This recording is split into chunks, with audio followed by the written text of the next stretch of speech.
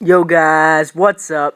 It's your man JK Prime Time, back again here with another video. Been watching the news reports lately, especially when it comes to the NFL. You would see that they have a lot of legal issues going on with players like Ray Rice, Ray McDonald, hell, even Roger Goodell is getting under fire. Not necessarily for any case, but mostly about how he's handled them. Now, the one main case I want to go over with you today is the whole situation with Vikings running back Adrian Peterson. Now, about I don't know, I would say about 2 weeks ago, he was charged with child abuse for an incident in May where he beat his 4-year-old son with a wooden switch after he was as a punishment for pushing one of Peterson's other son off a motorbiking video game. Now, they've even reported that this is not the first time that this has happened. You know, this is normally a regular, that's a regular way of how he disciplines his children. And, he's taken to Twitter and just in general by statements from his lawyer saying that basically the reason why he disciplines his children the way he does was because that's how he was raised. And also that his only intention was to discipline his son, not to harm him.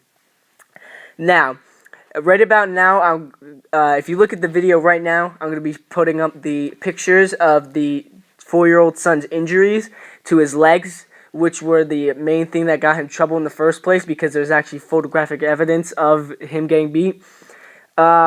Basically, other accounts would also say that when he would discipline his children, he wouldn't use just belt. He would use belts, switches, which you would like to call them. With the other incident, he actually hit his son he actually got his son in the face while whipping him. The son actually got a pretty bad cut from that. And then also with this case that he's under fire for, which happened back in May with the 4-year-old son, it was after hitting him with the switch, he even put leaves in the child's mouth as an extra little punishment.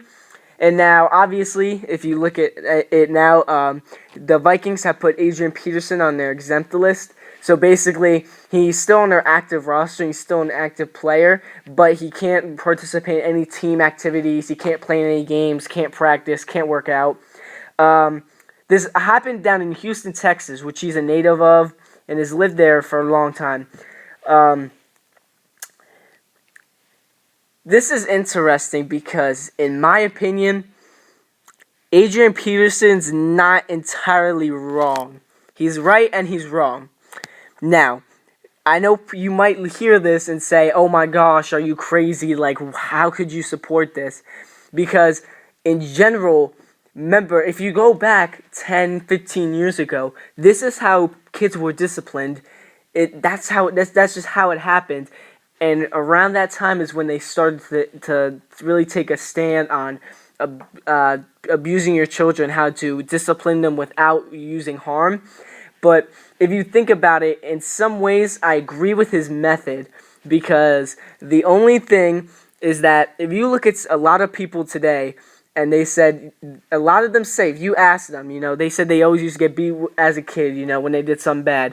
Where they had like a wooden spoon, a belt, bunch of stuff. And if you do it right, then it's okay in a way because you're disciplining your child.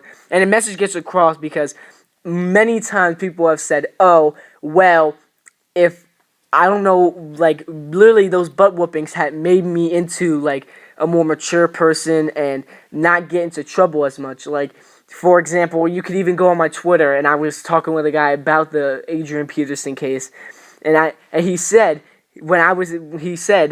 how he would go and he would hang out in the streets as a younger child, and so his dad would come back and beat him up real bad, and that helped him. And the other kids who didn't get that are in jail now, basically from his account. So I feel like he had the right intent, which was to discipline his child. The only thing is that I feel like it should be used in moderation. So in Adrian Peterson's case, like, come on. it's a number one. It's a 4-year-old. Like, come on, a 4-year-old. It's different. It was like a 9, 10-year-old, and they did some stupid stuff. But literally, what the 4-year-old kicked the other kid out of a video game.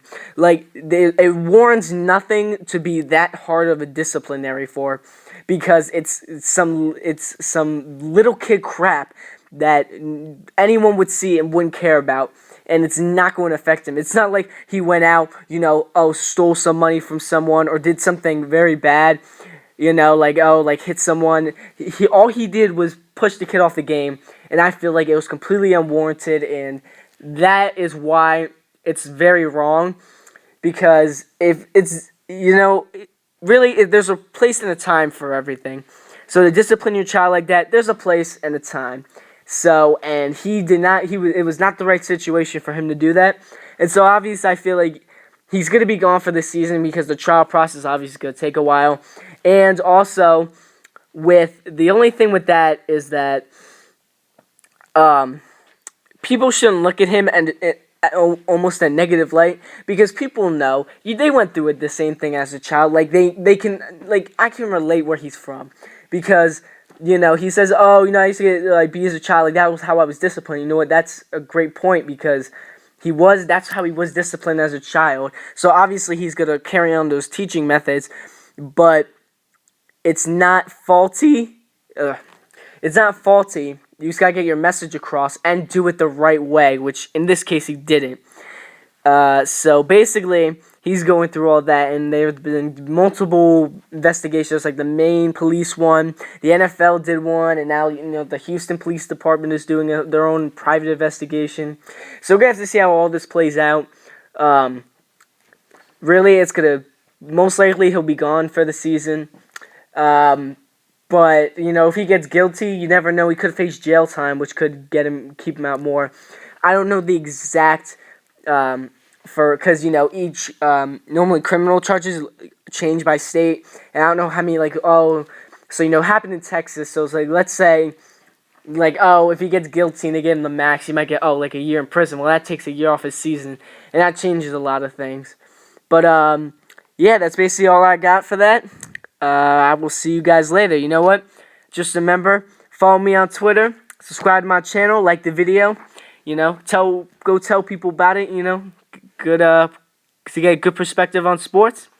And I'm out.